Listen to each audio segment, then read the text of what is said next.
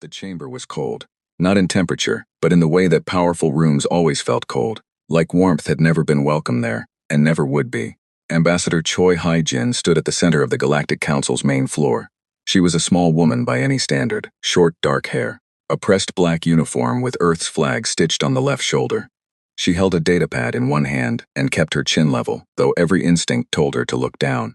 Around her, the chamber curved upward in a massive half-circle. Hundreds of seats filled the tiers above, occupied by representatives from 63 species. Some had 4 arms. Some had eyes that glowed in the low light. Some floated in fluid-filled pods because the atmospheric mix was wrong for their biology. They were all different, but right now, they all wore the same expression: contempt. High Counselor Vethrak sat at the center of the raised platform at the front of the chamber. He was tall, nearly 3 meters, with thick gray-green scales and small yellow eyes that never blinked. His species, the Draknar, had been a part of the council for over 4,000 years. He had led it for 200 of those. He was the oldest living political figure in the known galaxy. He looked at Ambassador Choi the way a man looks at an insect that has wandered onto his dinner table. "Ambassador," he said, his voice carrying through the chamber's translation system in smooth practice standard. "You have been given the floor for 3 minutes. Use them." 3 minutes. The standard time slot given to non-member observers. Humanity had been attending these sessions for 12 years. It had never been given a seat. It had never been invited. It simply showed up, was acknowledged for 3 minutes, and then was ignored. Choi stepped forward. "Honored Council," she said. Her voice was steady. She had trained herself to keep it steady. "I am here to formally protest the recent actions taken against human colonial settlements in the Kepler 442 system. 3 mining colonies were blockaded without notice. Supply ships were turned away. Over 40,000 civilians have been without medical resupply for 9 weeks. She paused. No one reacted. "We are requesting that the blockade be lifted immediately and that the Council issue a formal explanation for." "Ambassador." Vethrak raised one long-fingered hand. "You are aware that the Kepler 442 system falls within the designated expansion boundary of the Velhari Collective. With respect, High Counselor, humanity was operating in that system before the boundary was declared. Our settlements predate the designation by. The designation was issued 7 months ago by this council," Vethrak said. "Unanimously, you were notified. We were notified and we objected. The notification period was 48 hours. We asked for an extension to review the territorial mapping and your objection was noted." He said it like it meant nothing, like noting it was the same as throwing it away. Choi pressed on. "Those are civilian settlements, families, children. We are not asking for a change in territorial status at this time. We are only asking that the blockade be suspended on humanitarian grounds until." Fleet Commander Zoethal leaned forward from his seat to Vethrak's right. The Velhari commander was tall and thin, with 6 limbs and a body that seemed built entirely out of angles. His mandibles clicked softly before the translation system smoothed his words.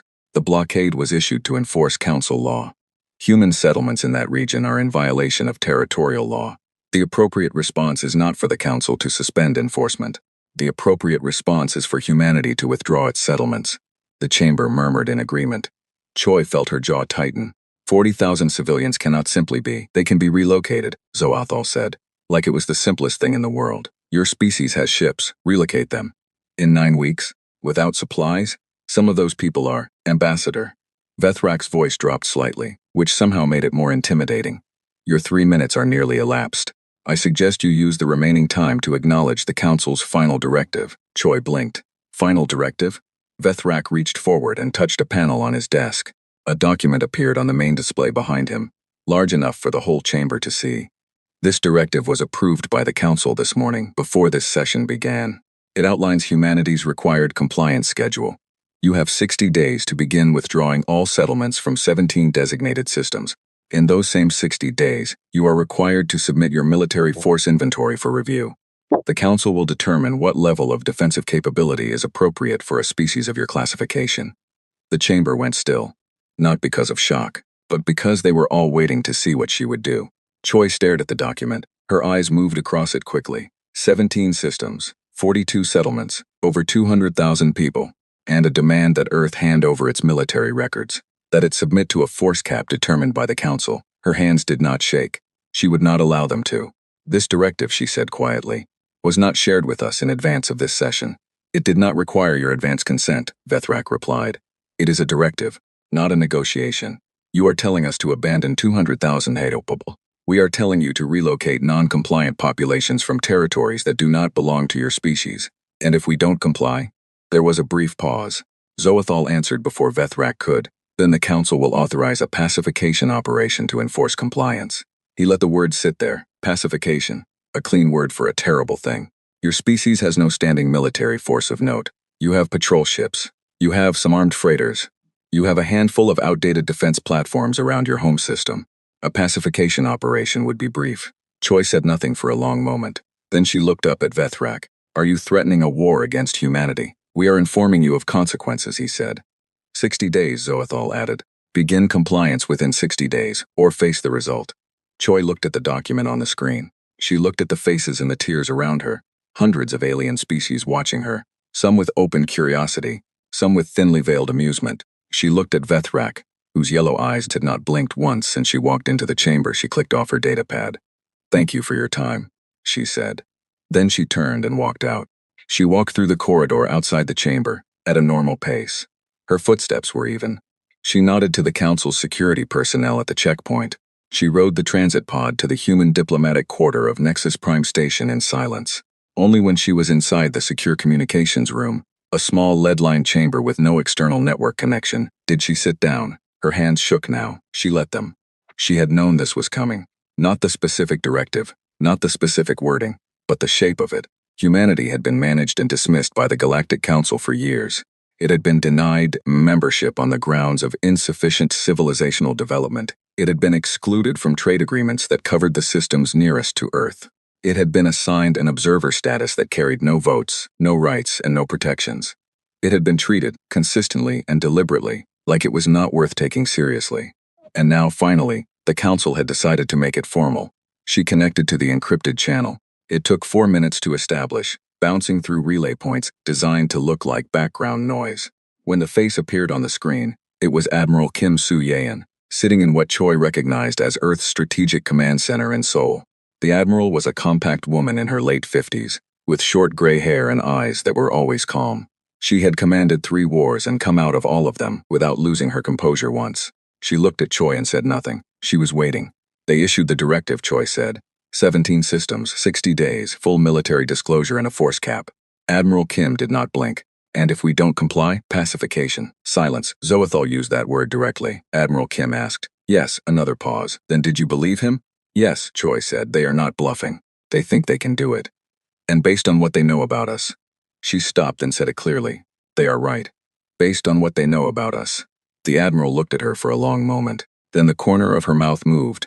Not quite a smile, but something close to it. We've been waiting for this moment, she said quietly. Not hoping for it, but waiting for it. I know. Ambassador, are you safe? For now, they have no reason to detain me yet. I have 60 days of diplomatic cover, but I would rather not be here when things change. Agreed. Sit tight. The Admiral looked to the side at someone off-screen. Get me Commander Park. She looked back at Choi. We are going to send you a message, Ambassador. A very large one. The call ended. In the deep silence of Earth's most classified military installation, buried under the floor of the Pacific Ocean at a depth that no civilian submersible had ever reached, a series of lights began to come on. They came on one section at a time. First the reactor systems, then the navigation arrays, then the weapons grids, then the life support networks that covered 6 kilometers of corridors, 400 crew decks, and a bridge the size of a city block. The unsaturnal wrath was waking up. It was not a ship in the way that most species understood ships. It was not a vessel. It was closer to a nation that had decided to move. Its hull was made of a composite material that Earth's engineers had spent 30 years developing, absorbing energy, dispersing heat, and reflecting long-range scanning signals in a way that made it look like nothing on any known sensor array. Its main drives could move it through fold space at speeds that no one outside of Earth's military had ever measured, because no one outside of Earth's military had ever seen it move. The Galactic Council believed humanity's most powerful warship was the UNS Resolution, a mid-range cruiser, reasonably armed, 15 years old. They had scanned it once during a border inspection, written up its specifications, and filed it under minor threat, low priority. They had never learned that the Resolution was not the most powerful ship Earth had. They had never learned that the most powerful ship Earth had was not on any public record. They had never learned that, for the past 40 years, while the Council was classifying humanity as a primitive civilization unworthy of membership, Earth's engineers had been building something that the galaxy had no category for. The Titan-class warship program had begun as a thought experiment. What would it take to build a ship that could survive a war alone? Not a fleet, a single ship. A ship that carried its own fighter wings, its own repair facilities, its own power generation, its own food production, its own hospitals. A ship that could fight for years without returning home, that could face a fleet and answer it, that could enter a system and end a conflict without backup. The answer, it turned out, was 40 years and most of a mountain's worth of refined materials. Commander Park Jin-ho was the first person to board the Eternal Wrath after the wake-up sequence completed. He walked from the docking arm into the main corridor, and stopped, as he always did, to simply stand in it for a moment.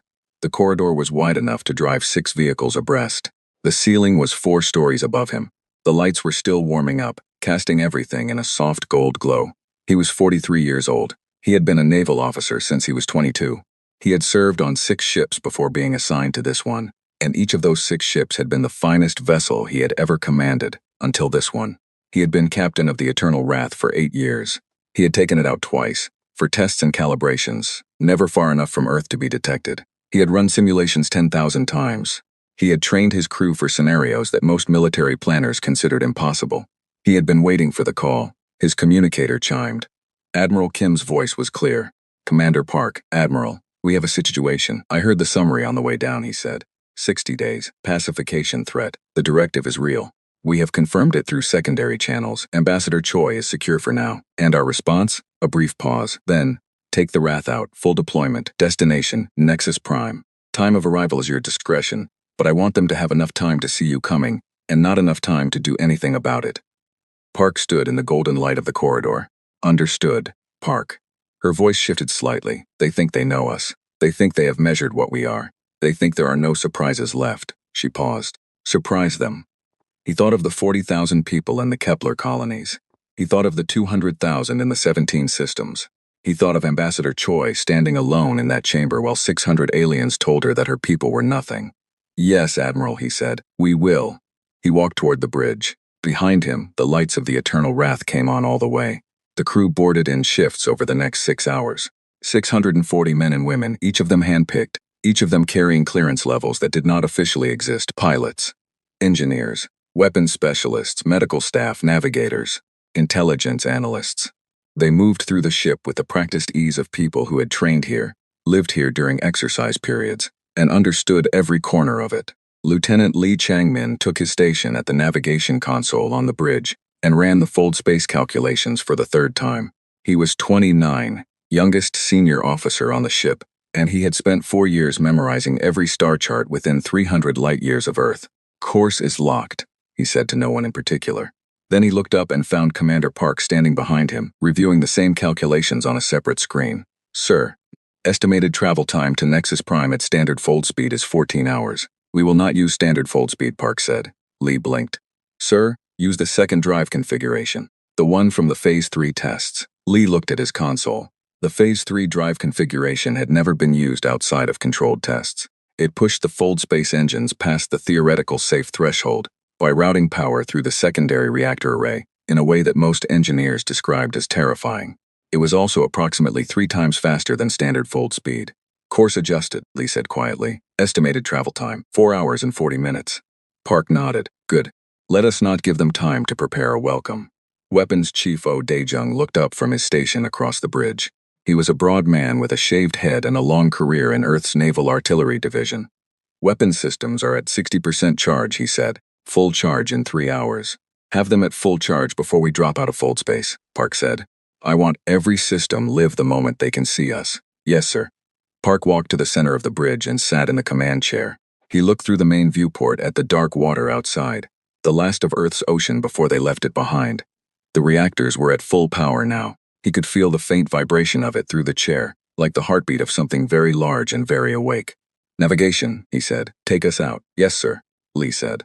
The Eternal Wrath moved. On Nexus Prime, Ambassador Choi Hai-jin sat in her quarters and waited. She had filed the required diplomatic response to the directive, a formal notification that Earth was reviewing the terms and would provide a reply within the allotted period.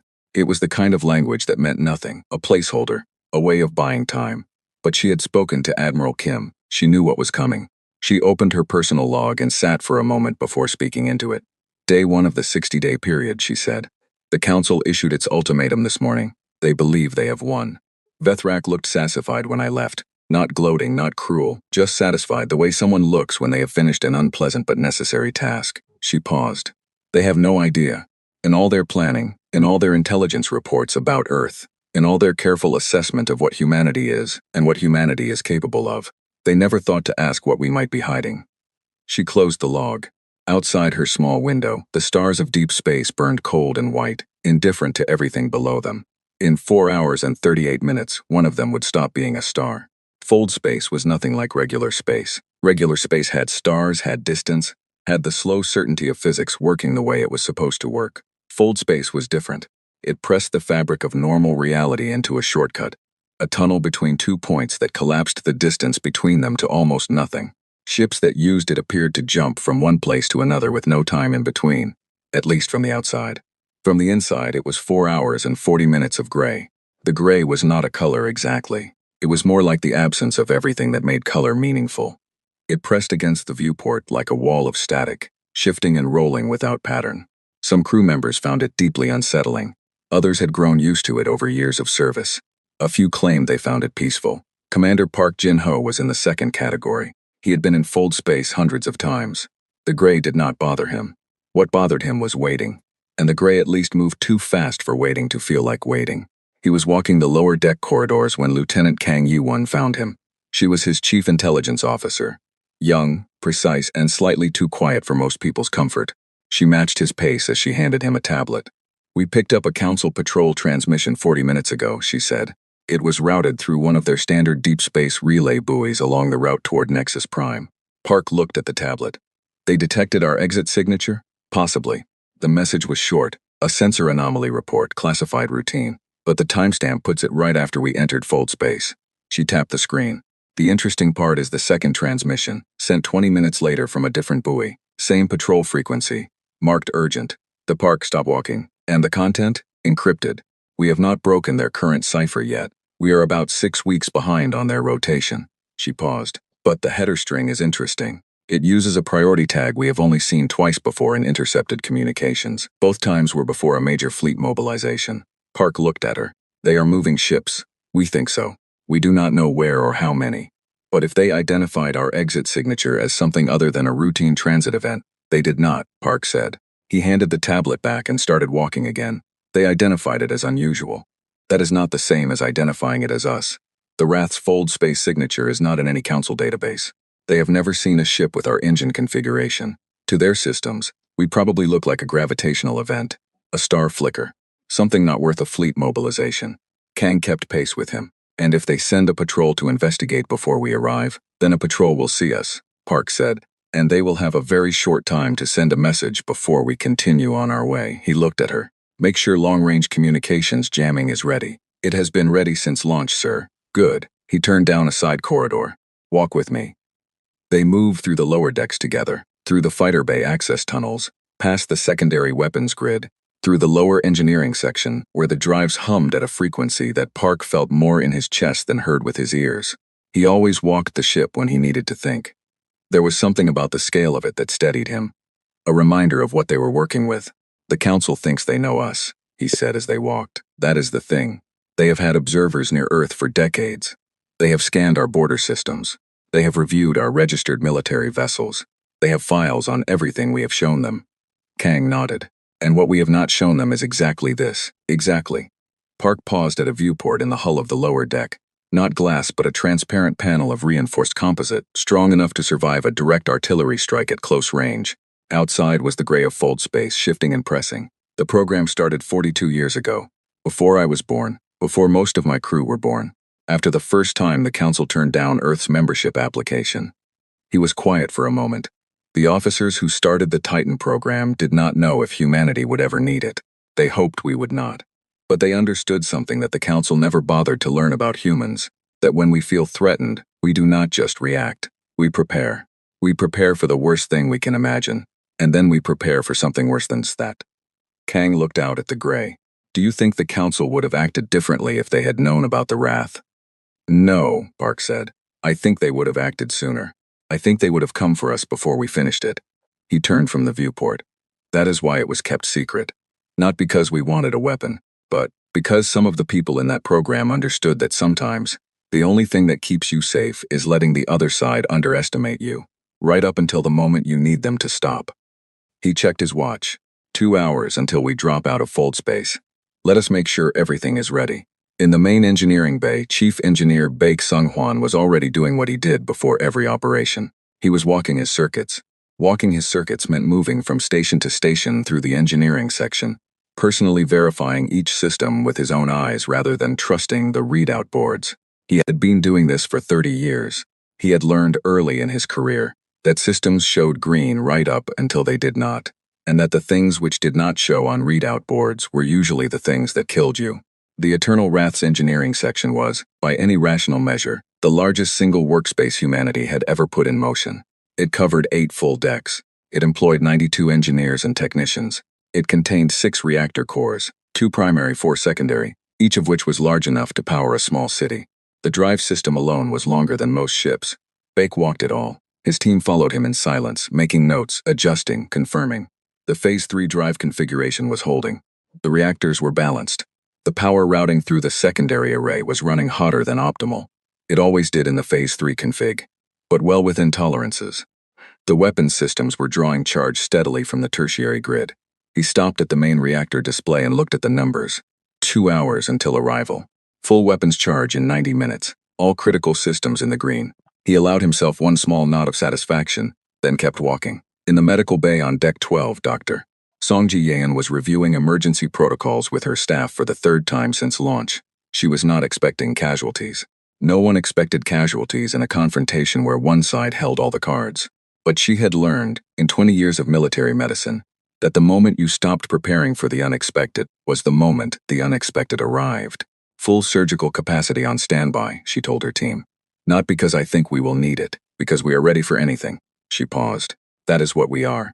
Her staff went back to their preparations. Back on Nexus Prime, the first ripple of something wrong reached the Council's sensor network at the 47th minute after the Eternal Wrath had entered fold space. It came in as a routine anomaly flag from a deep space monitoring station, a distant sensor array positioned to watch for unauthorized transits through Council-controlled space near the Sol System's outer region. The flag was automatically classified as a Class 3 event, which meant it was logged and assigned to a junior analyst for review within 72 hours. The junior analyst who received it was a Velhare technician named Ori, who had been working the night shift at the Council's monitoring center for 3 years, and who found on this particular evening that the anomaly was slightly more than routine. The energy signature was consistent with a fold space transit. That part was not unusual. Ships moved through space constantly, and anomaly flags were common near Sol's outer boundary, where human patrol craft sometimes wandered into the edges of Council-monitored corridors. What was not consistent with a routine transit was the size of the signature. Fold space entry events had a measurable energy footprint. The size of that footprint corresponded to the mass of the transiting object. Ori had reviewed thousands of these. Human patrol ships left signatures in a specific range. Council combat vessels left signatures in a higher range.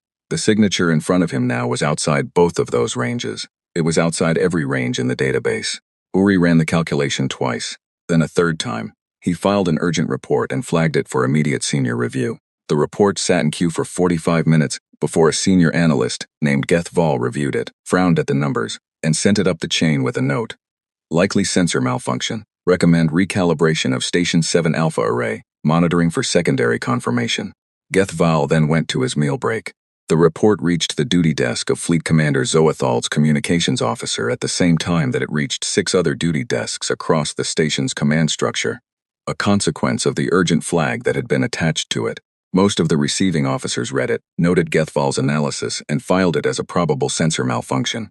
One officer, a Draknar communications lieutenant named Resik, did not file it. Resik was by nature a careful creature. He read the numbers twice. He compared them to the database. He noted that the energy signature was not within the range of any known fold space vessel type. He noted that the location of the transit event was consistent with a departure vector from the Sol system. Then he did something the other officers had not done. He checked the historical anomaly logs for any previous events with similar signatures. He found nothing, no matches. Not in 40 years of records. That was the part that worried him most. Not the size of the signature exactly, but the fact that it had no precedent, no match, no entry in the database anywhere. He filed the report directly to Fleet Commander Zoethal's personal communications terminal and marked it Priority 1, a flag reserved for events that could not be explained by existing knowledge. Zoethal read it while he was in a meeting with 3 other council members, discussing the timeline of the pacification operation against Earth. He read it once. He read it again. He excused himself from the meeting. Zoethal found Vethrak in the High Counselor's private chamber, a curved room at the highest point of Nexus Prime, with transparent walls that looked out at the black of space in every direction. The old Draknar was sitting in the dark, looking at nothing, the way he often did late in the evening. "There is an anomaly report," Zoethal said. He handed over his personal device with the report pulled up on the screen. Vethrak looked at it. His yellow eyes scanned the numbers slowly. "Sensor malfunction," he said. "That is the initial assessment, but the signature is not consistent with any known vessel. Not ours. Not any allied species. Not human. Not human," Vethrak repeated. "Then it is not relevant to our current operation. The departure vector is consistent with Sol system origin." Vethrak looked up from the screen. His eyes were still, as always. "Explain." Zoethal spread 2 of his upper limbs in a gesture that, in his species, indicated careful uncertainty. The event occurred in the monitoring zone adjacent to Sol's outer boundary. If the reading is accurate, something departed from the Sol system, or very near it, and entered fold space on a bearing that our navigation system calculates as pointing toward this station. Silence. "The humans have no ship capable of generating that energy signature," Vethrak said finally. "We have their entire military inventory. We have reviewed every registered vessel. Their largest combat ship, the Resolution, produces a signature 1/8 the size of this reading. I know. You are suggesting either that our sensors malfunctioned or that the humans have a ship we do not know about." "I am suggesting that we cannot explain the reading," Zoethal said carefully. "I am recommending that we position a patrol wing on a bearing of 317 relative to the station, as a precaution." Vethrak was quiet for a long time. He looked out through the transparent wall at the stars. "Do it," he said at last, but quietly. "I do not want this information circulating through the station. The directive we issued today is a delicate matter. The last thing we need is rumor. Understood?" Zoethal turned to leave. "Fleet Commander." Vethrak's voice stopped him. "The humans have 60 days. Whatever this reading is, whatever it turns out to be, it does not change our position. We are not negotiating." "No," Zoethal agreed, "we are not." He left. Vethrak sat in the dark for a while longer. He looked out at the stars. In 40 years of leading fleets and managing situations like this one, he had learned one reliable truth about conflict. The moment that made you most nervous was almost always nothing. Almost always. He turned off the light and went to rest. Back on the Eternal Wrath, Commander Park returned to the bridge with 1 hour left before their fold space exit. The crew was at their stations, fully active, the quiet hum of professional readiness running through the room. "Status," he said. Li Changmin responded first. "Navigation confirmed. Exit point locked. We will drop out of fold space at approximately 200 kilometers from the outer edge of Nexus Prime's sensor network, close enough to be fully visible on their long-range arrays, far enough to give them a moment to understand what they are looking at." "Weapons?" Park said. Oh Daejung looked up. "Full charge on all primary and secondary grids, all targeting arrays warm and tracking. Main batteries loaded and ready. Point defense grid is live and operational." He paused. "Everything is ready, sir." "Fighter wings?" Park said. Lieutenant Commander Shin Bo-young answered from her station. "All wings prepped. Pilots at standby. Launch authorization pending your order." Park sat down in his command chair and looked at the gray outside the viewport. It was shifting and rolling, as it always did, pressing against the transparent composite, with the quiet indifference of a universe that did not particularly care what happened in it. He had been waiting 8 years for this, not wanting it, but preparing for it with every exercise, every drill, every simulation, every system check. He had trained his crew to be ready for the moment when the ship stopped being a secret and started being a statement. That moment was 51 minutes away. He reached down to the armrest and opened the ship-wide channel. His voice carried through every corridor, every deck, every compartment of the Eternal Wrath. "This is Commander Park. We are approaching our exit point. In approximately 50 minutes, we will drop out of fold space at Nexus Prime. The Galactic Council issued an ultimatum against Earth 3 days ago. They gave our ambassador 3 minutes on the floor and told her that if we did not comply, they would pacify us." He let that word sit for a moment. "They believe they know what we are. They believe they have measured us.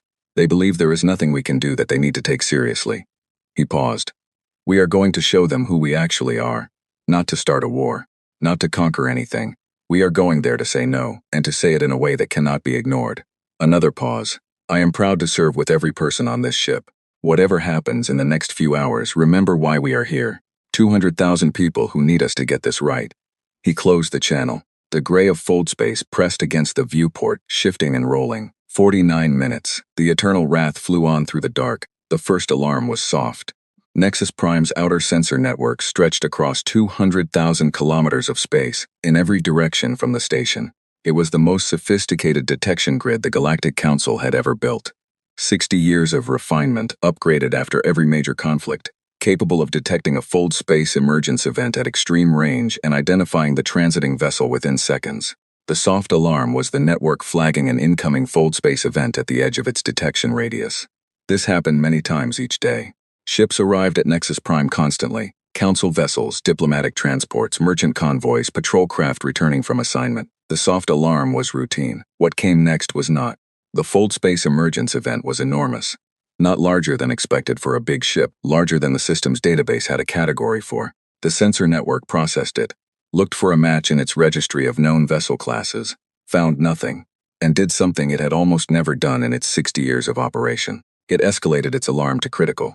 The critical alarm was not soft. It rang through every command deck, every sensor station, and every security post on Nexus Prime simultaneously. It was the kind of alarm that woke people up. The kind that brought officers running. The kind that lit up every screen in the station's command center with red.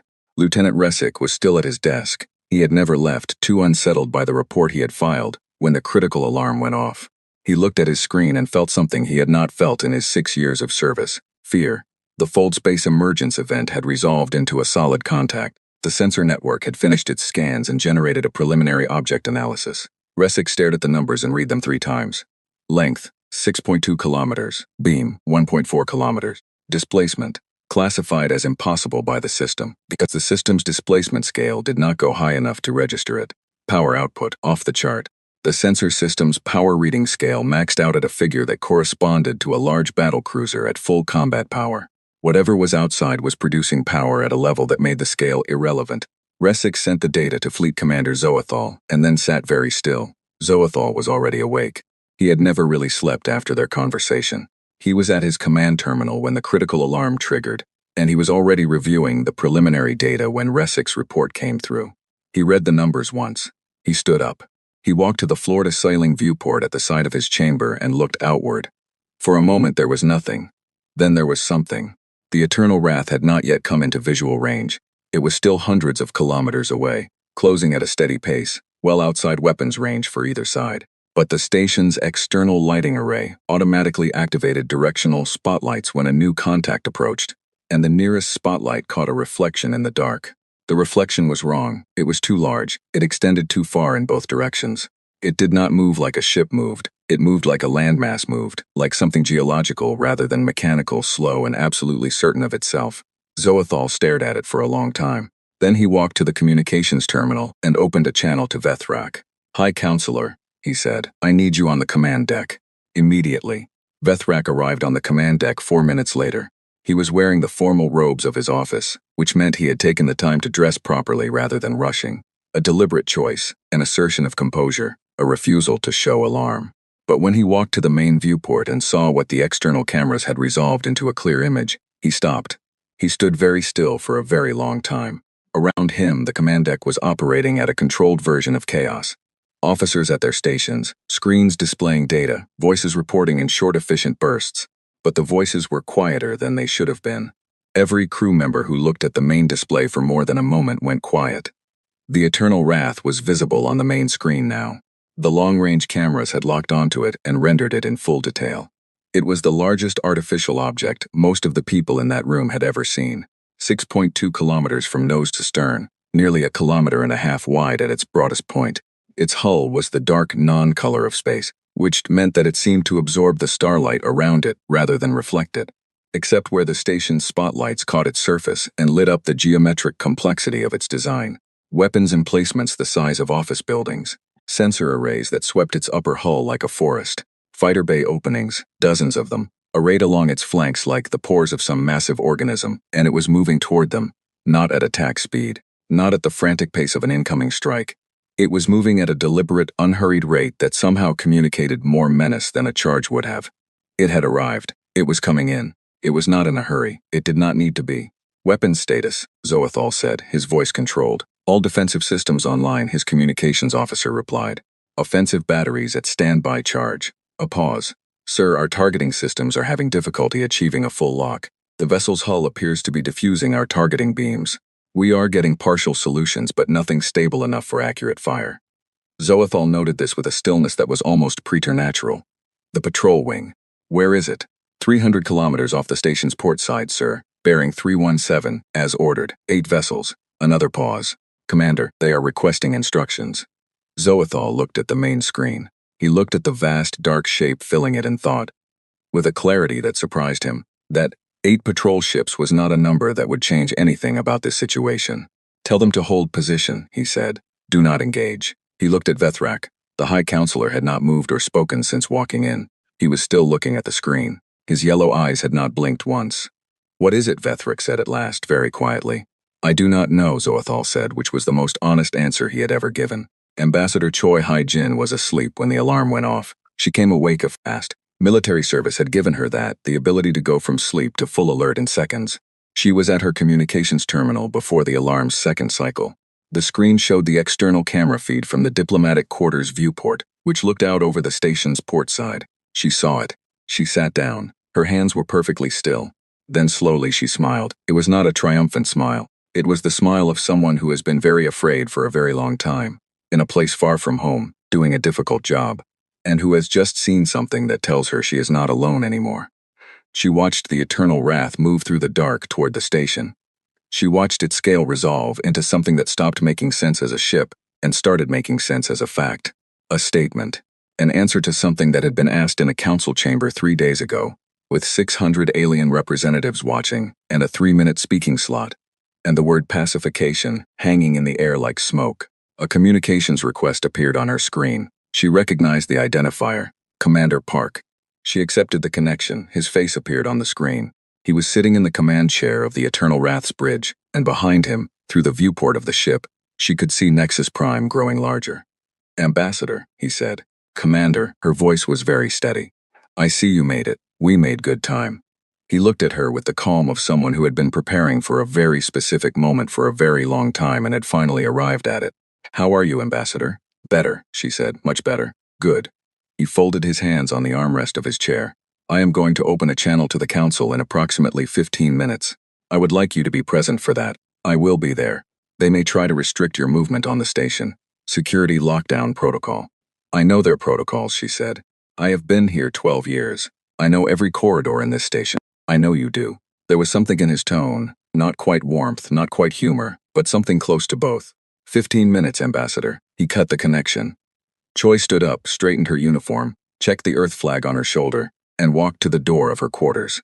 The corridor outside was full of Council security personnel moving in rapid formation. One of them, a Draknar officer with rank markings on his collar, held up a hand when he saw her. Ambassador, the station is in security lockdown. All non-council personnel are required to remain in their quarters until. I am the official representative of Earth, Choi said simply. The ship outside is Earth's. I will be present at the communication session with the Council. You are welcome to escort me, which I would prefer, both for efficiency and so that there is no confusion about my status. The officer stared at her. She stared back. He stepped aside. On the command deck of the Eternal Wrath, Commander Park watched Nexus Prime fill the main viewport.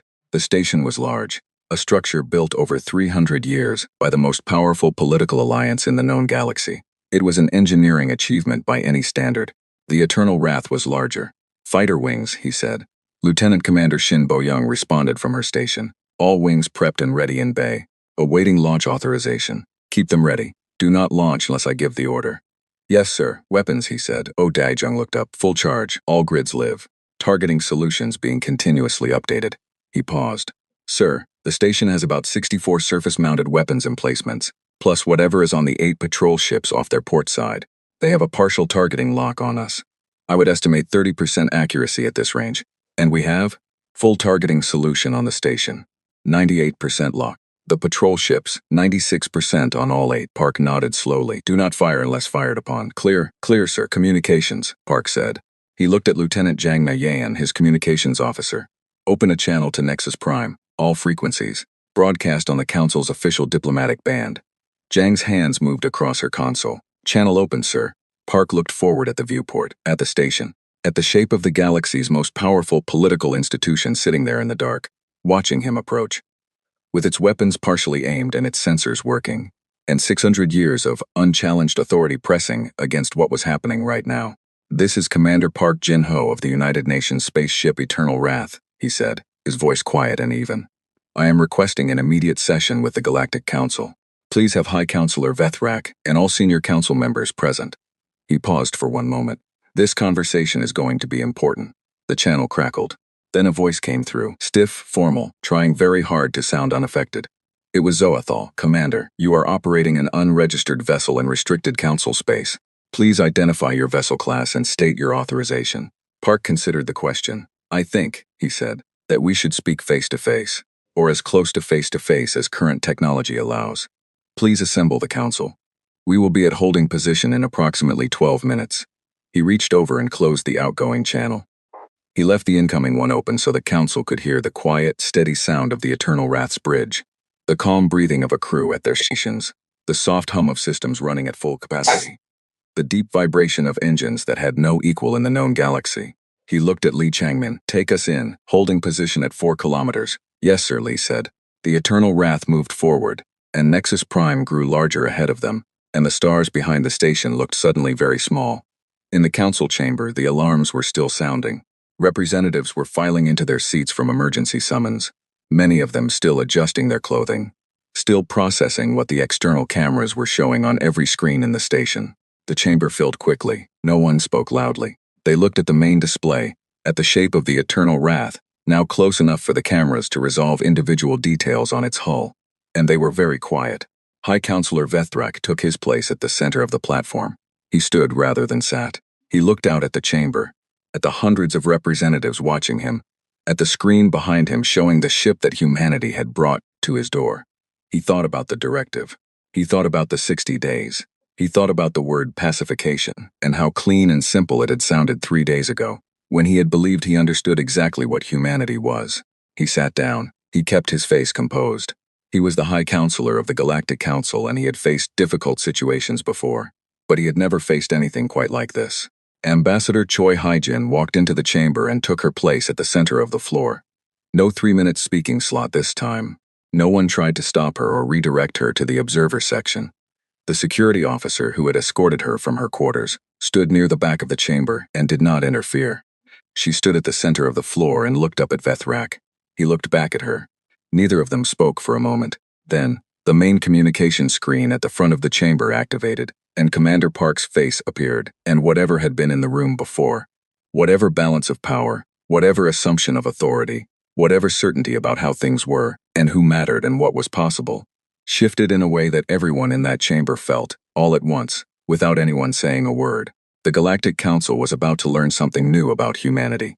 It was going to be a difficult lesson, but it was going to be an honest one.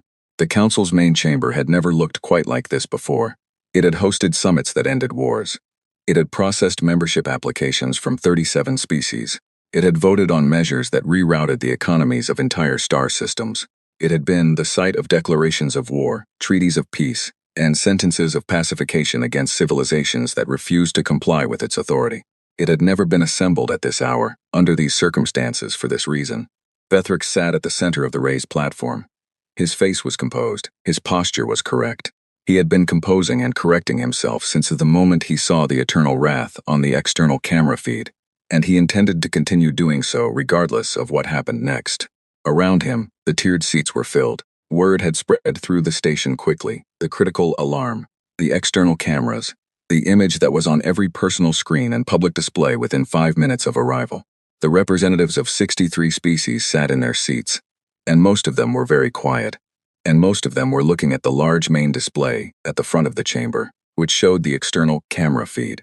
The Eternal Wrath had taken a holding position 4 kilometers from the station.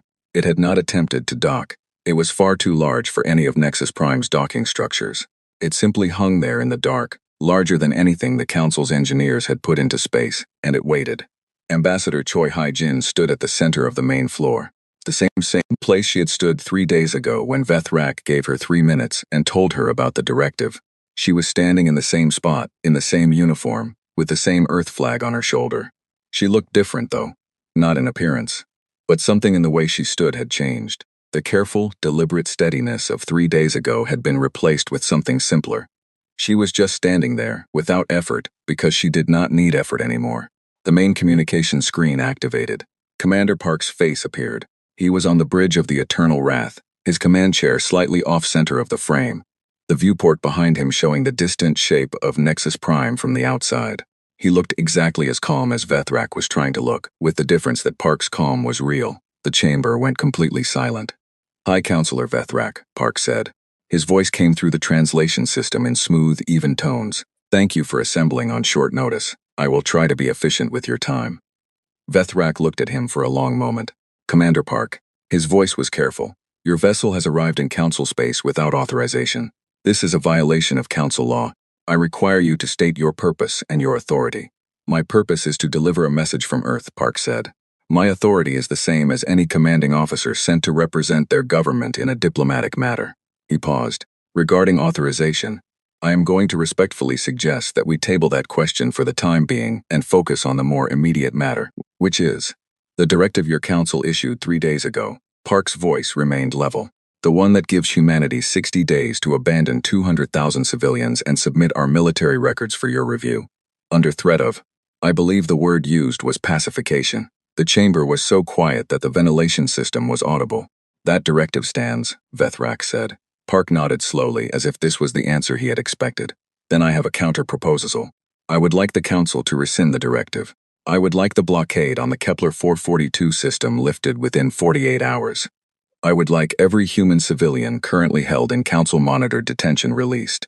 And I would like a formal acknowledgement that Earth is entitled to operate in the 17 systems named in the directive without interference." No one in the chamber moved. Then Zoethal leaned forward. "Commander, you are one ship." "Yes," Park agreed. "You are one ship alone in Council space, with no fleet support and no allies among the assembled species." "Yes. What possible position do you believe gives you the right to make demands of this Council?" Park was quiet for a moment. "Step outside," he said.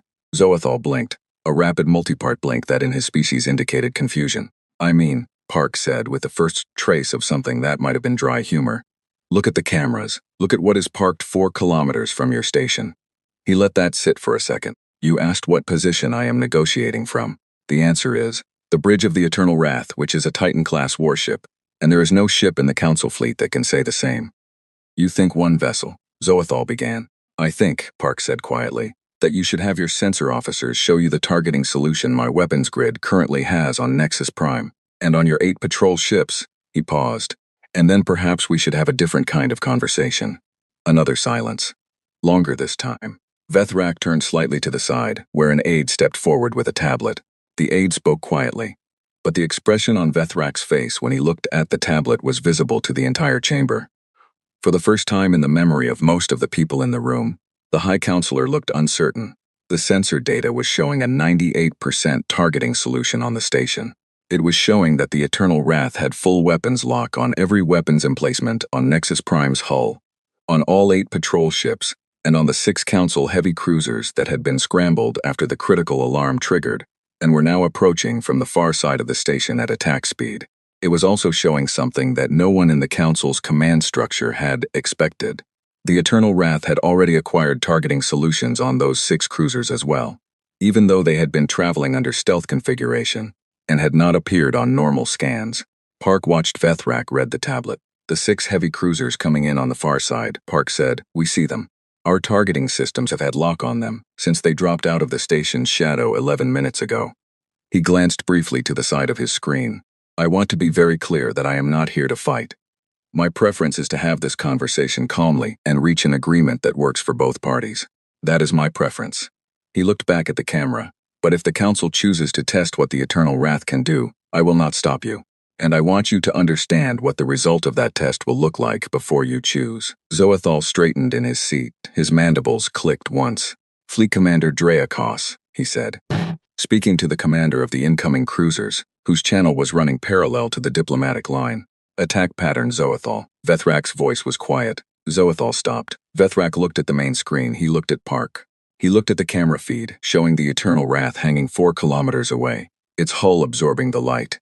Its weapons arrays pointed at everything within range. Continue, he said to Zoethal. Zoethal turned back to his secondary channel. Fleet Commander Driakos, Attack Pattern 7. Full engagement. On the bridge of the Eternal Wrath, the warning alert pinged once. Lieutenant Zhang Nayan announced calmly, 6 heavy cruisers, acceleration to attack speed. Weapons hot. Incoming. Park said nothing for a moment. He had known this would happen, not because he had wanted it to, but because he understood with precision that the Council had to try. An institution that had operated unchallenged for 6 centuries could not simply stand down because a new variable appeared. It had to test the variable first. It had to know. Daejung, Park said. Sir, Daejung replied. Point no main weapons. Disable. Do not destroy. Understood. Point defense active. The next 4 minutes were unlike any battle in the known history of the Galactic Council. The 6 heavy cruisers came in at full attack speed, weapons firing, a coordinated strike that would have disabled or destroyed most known vessels in the first exchange. It was a textbook Council attack pattern, refined over 200 years of combat doctrine, proven in 43 engagements. The Eternal Wrath's point defense system was not a weapon that most Council analysts had ever considered in their threat assessments, because most Council analysts had never encountered a vet vessel that needed a point defense system of that scale. It was designed for exactly this: incoming fire from multiple vectors at high volume, requiring precise interception before contact. The incoming weapons fire was intercepted, all of it. Not most of it, all of it. The point defense arrays tracked and neutralized every round, every energy burst, every guided projectile that the 6 cruisers launched in the first exchange. The Eternal Wrath did not move. It did not maneuver. It sat in place and stopped everything that came at it, with a precision so complete that it looked less like combat and more like a demonstration. Then Daejung activated the secondary response protocol, the one that used targeted pulse emitters to disable enemy weapon systems without destroying the hull. It took 47 seconds. When it was done, all 6 cruisers were still intact. Their hulls were undamaged. Their crews were unharmed. But every weapons system on every ship had been precisely disabled, burned out at the emitter level, leaving the ships alive but unable to fire. The 8 patrol ships off the station's port side had observed this. 3 of them moved to engage. The point defense handled them in 16 seconds. The other 5 held position. Daejung looked up at Park. All contacts neutralized, sir. No hull breaches. Crews intact. Good. Then he looked at the communication screen. Vethrak was still on it. The High Counselor had watched the entire engagement. On the display behind him, the same display the entire council chamber was watching. He had watched 6 of his best warships stopped in less than a minute. He had watched the 3 patrol ships disabled in 16 seconds. He had watched the Eternal Wrath sit absolutely still through all of it, not moving, not flinching, like something that did not need to. The chamber was completely, utterly still. No one spoke. No one moved, 63 species in their seats, and not one of them made a sound. Park waited a moment longer. Then he said, "That was point defense. That was the Eternal Wrath protecting itself passively. I did not fire a single offensive weapon." He folded his hands on the armrest of his chair. "I would like to avoid firing an offensive weapon. I would like to avoid demonstrating what happens when I do. But I will fire one shot, into open space, not at any vessel, just into the dark, if you need more information to make your decision." No one on the council spoke. Park looked at Vethrak. "High Counselor, the offer I made earlier is still open. Resign the directive, the blockade. Release the detained civilians. Acknowledge Earth's right to operate in those 17 systems." He let each item sit for a moment. "In exchange, I will leave Council space peacefully, and Earth will continue its current policy of non-aggression. We are not asking to conquer anything. We are not asking for your resources or your territory. We are asking to be left alone." Vethrak looked at him. His yellow eyes were still, but something behind them had changed. "You would leave," Vethrak said carefully, "simply because we rescinded the directive and lifted the blockade, released the detainees, and acknowledged our territorial rights. Yes." Park paused. "We are not at war with the Galactic Council. We have never wanted to be. We built the Eternal Wrath because we felt we had no choice. Because we knew, eventually, that we would need to be able to say no to a threat and have that no mean something. That is all this is. We are saying no." He let the word sit in the chamber. No, it landed differently than it had before. When Ambassador Choi said no in this chamber 3 days ago, it meant nothing. It was the no of someone with no leverage, no power, no ability to back the word up. It had been dismissed before the door closed behind her. When Commander Park said it now, with the Eternal Wrath hanging 4 kilometers outside and 14 disabled warships drifting in the dark, it was a different kind of word entirely. It was the kind of no that ended arguments.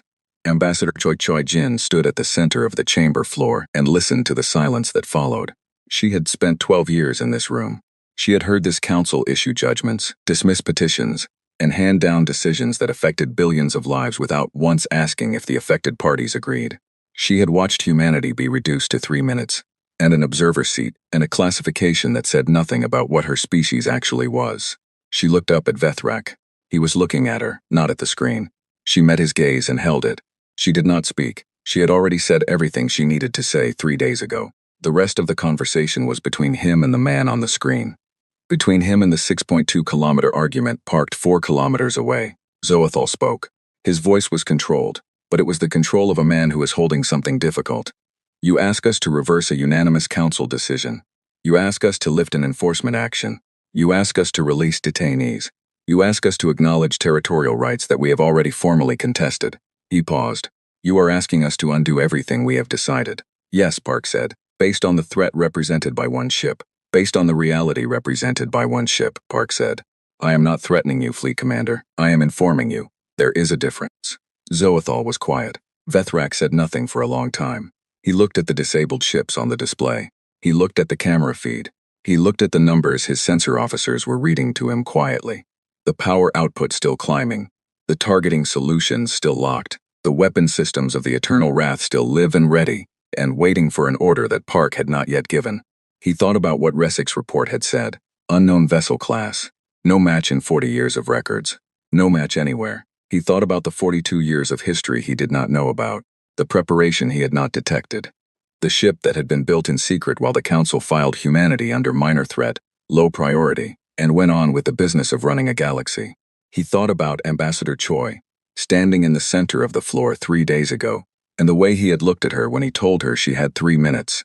He understood something now that he had not understood then. He had been wrong, not just about the ship, about everything. About what humanity was and what it was capable of and what it had been doing quietly, for decades, while the Council looked at the surface of it and decided it had seen enough. He was the High Counselor of the Galactic Council. He had been wrong before. He had always found a way to manage being wrong.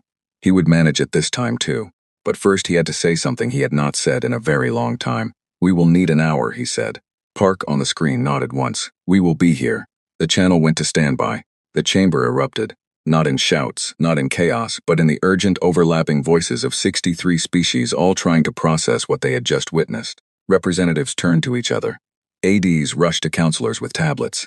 Senior officers spoke in low urgent tones in every language the translation system could handle. Vethrak stood. The room went quiet. Private session, he said. All non-council staff will do the chamber. The council will deliberate alone. He did not look at Ambassador Choi. He did not need to. He already knew what she would say, if she could say anything right now. He already knew what the next hour would decide and where it would end. He had known, somewhere he was not quite ready to admit to yet, from the moment he saw the Eternal Wrath on the camera feed. The chamber cleared. The council closed in on itself as it always had to make a decision. Outside 4 kilometers away, the Eternal Wrath waited, still, patient, absolute. The stars burned cold around it, and the disabled ships drifted in the dark, and the clock ran toward 1 hour, and the galaxy held its breath. The silence in the council chamber lasted 4 minutes and 17 seconds before the first voice broke it. Vethrak did not call for a formal vote. He did not consult the procedural committee. He did not follow the standard council protocol for responding to a diplomatic ultimatum, because the standard protocol assumed a situation where the council held all the advantages, and that was no longer the situation he was in. He had been the High Counselor for 200 years, and he understood, with the instinct of someone who had survived that long, in that role, that there were moments when protocol was irrelevant. This was one of them. The private session opened with Zoethal. He argued for delay, not full refusal but delay.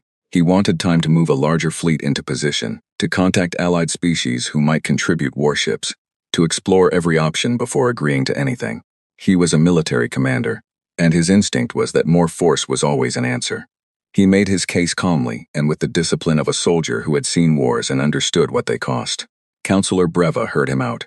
She was the representative of the Thenari species and the oldest member of the current chamber after Vethrak himself. She had served on the council for 112 years. She had watched civilizations rise and fall, had voted on decisions that shaped the galaxy, and had never once been known to speak without weighing her words first. She waited until Zoethal was finished. Then she said something that ended the discussion. "We did not lose today because they are stronger," she said, in the careful, measured tones of someone who had seen many things go wrong and learned to speak precisely about them. "We lost because we were wrong.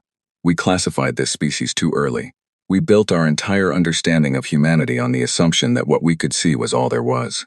We stopped looking," she paused. "That is not a military failure. It is a failure of understanding. And if we are being honest with ourselves, which we must be in this room right now, it is a failure of respect." No one spoke. "They are not asking us for territory," she continued. "They are not asking for resources or power or a seat at the table they were never given. They are asking us to treat them correctly, to undo what we did 3 days ago, to acknowledge that we went too far." She looked at Vethrak. "That is a manageable request. Denying it further serves no purpose I can calculate." Vethrak agreed. He had agreed for the past 30 minutes. But having Brava say it aloud in front of the chamber gave him the political framework he needed. The High Counselor of the Galactic Council could not be seen to simply fold under the arrival of a single ship, but the Council, in a private session, making a reasoned recalibration based on new information and a proper assessment of changed circumstances. That was different. That was governance. That was what institutions did when they encountered new facts. They adjusted. He let 2 more counselors speak briefly, heard their positions, and then raised his hand for silence. 49 minutes after the private session began, he stood and walked back toward the main chamber door. The chamber was still crowded when he returned. Most representatives had not left their seats during the wait.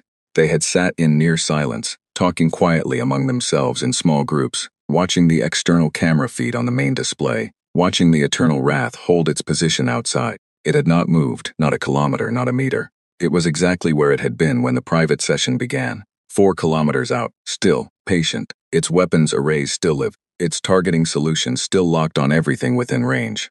It looked like it could wait forever. It probably could. When Vethrak returned to the platform, the room went still. He stood for a moment. He looked at Ambassador Choi. He looked at the screen, where Park's face appeared as soon as the communications channel reopened, waiting, his expression unchanged from an hour ago. "After review," Vethrak said, his voice carrying through the chamber's system in the same measured tones he had used for 2 centuries of decisions. "The Council has determined that the directive issued on this date requires modification. The territorial enforcement provisions affecting human settlement zones in the Kepler 442 system, and the 17 systems listed in the original document, will be suspended pending a full formal review." He paused. "The blockade currently in effect around the Kepler 442 colonies will be lifted within 48 hours. All human nationals currently in Council-monitored detention will be processed for release within 72 hours. The chamber was absolutely still. He continued.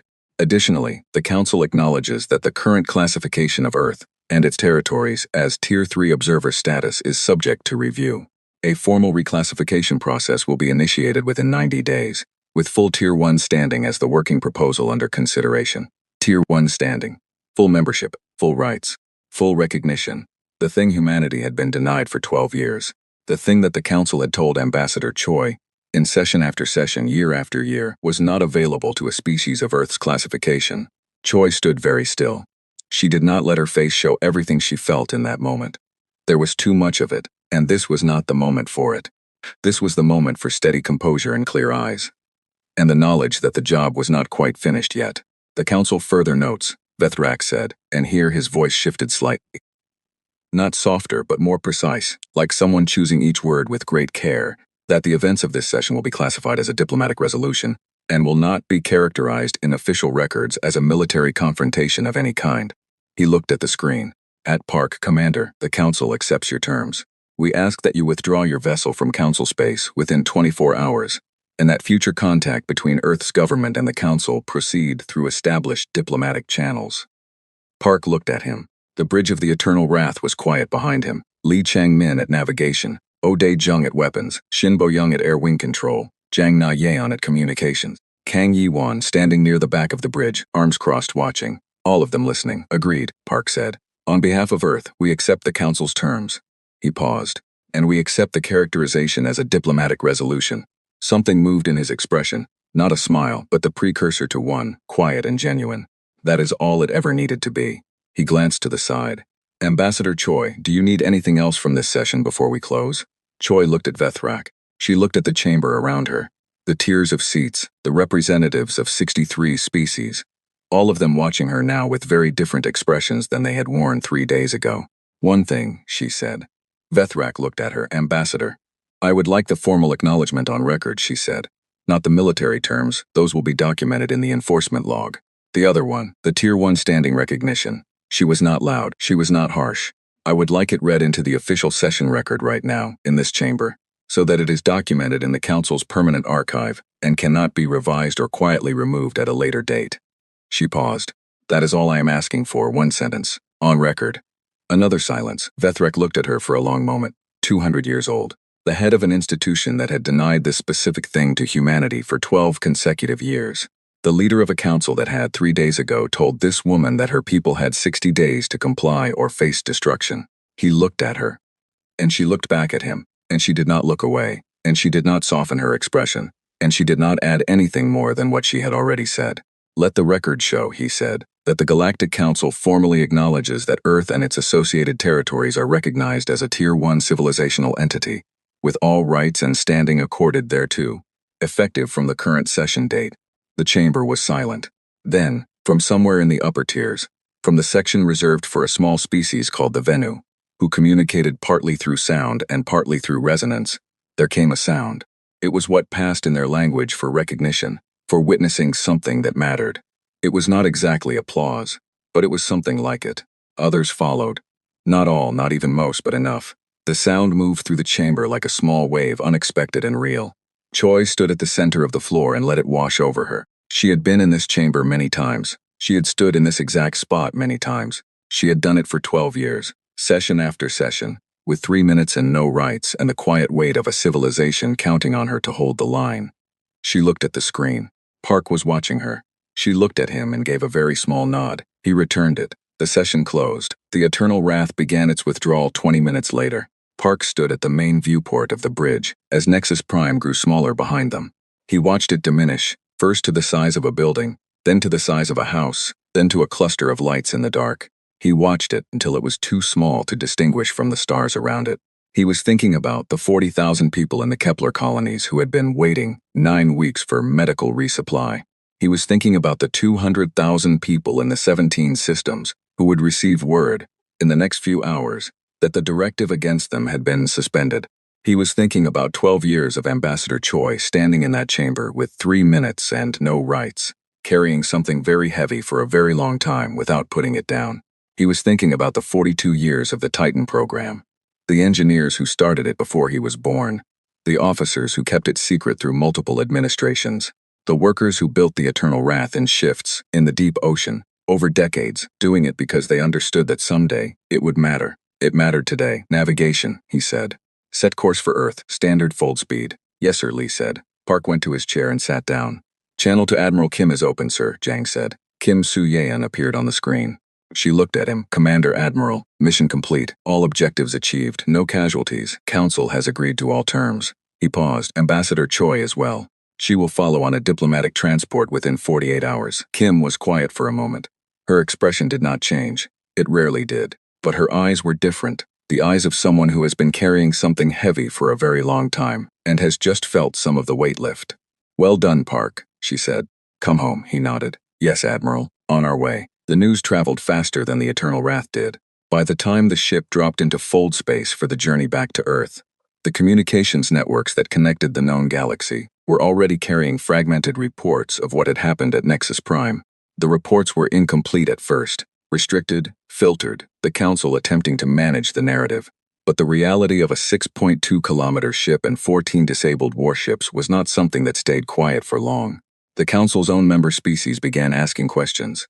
What was the vessel? Where had it come from? What was a Titan class?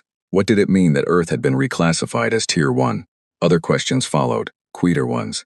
The kind that were not asked in public sessions but were asked in private communications between intelligence services and government advisors and military planners across 100 star systems. How long had they had it? How many were there? Why had no one known?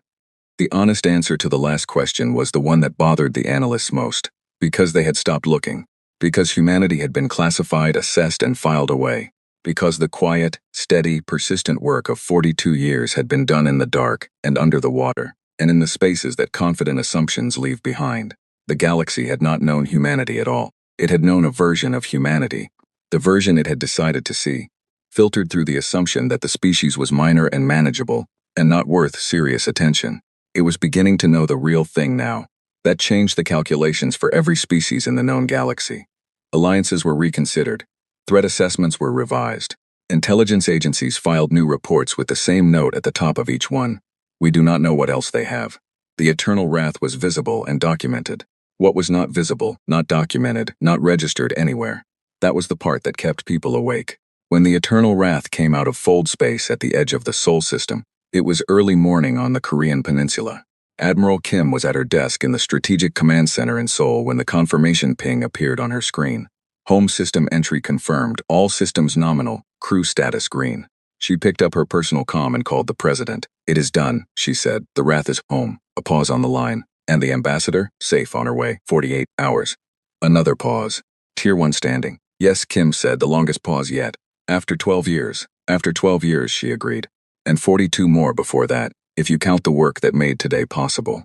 She was quiet for a moment, looking out the window of the command center at the city below. Seoul, full of light and sound and the ordinary, irreplaceable weight of daily life. Ordinary people going about their morning, unaware of what had happened, unaware of the thing that had been keeping them safe for 40 years in the deepest water of the Pacific, waiting for the day it would be needed.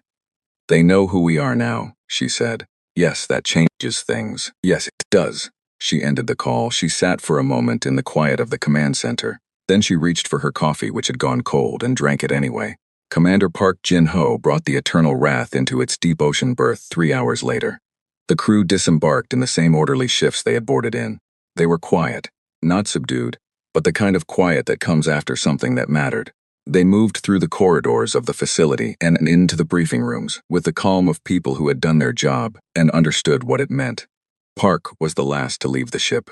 He always was. He walked the corridors one final time from bow to stern. He checked nothing. He was not looking for faults or verifying systems. He was simply walking through it. This thing that had been 42 years in the making. This answer that humanity had quietly prepared for what the galaxy kept asking the wrong way. He walked to the main viewport on the lower deck and looked out through the dark water at the nothing beyond it. Somewhere up there, across distances that took years to travel, the Galactic Council was having meetings. Revised assessments were being written. Assumptions were being reconsidered. Intelligence reports from 440 years of watching humanity were being pulled back out and looked at again, this time by people who understood that what they had seen was a fraction of what was there. And 40,000 people in the Kepler colonies were going to get their medicine. 200,000 people in 17 systems were going to stay in their homes. Ambassador Choi Hae-jin was going to walk out of Nexus Prime as the representative of a Tier 1 civilization, and no one in that station was going to give her 3 minutes and a contemptuous stare ever again. He put his hand on the cool surface of the viewport and stood there for a moment, in the deep dark under the water, in the silence of the ship that had changed what humanity was in the eyes of the galaxy. "Good work," he said very quietly. To the ship, to the people who built it, to the 42 years of careful, invisible, patient preparation that had made today possible.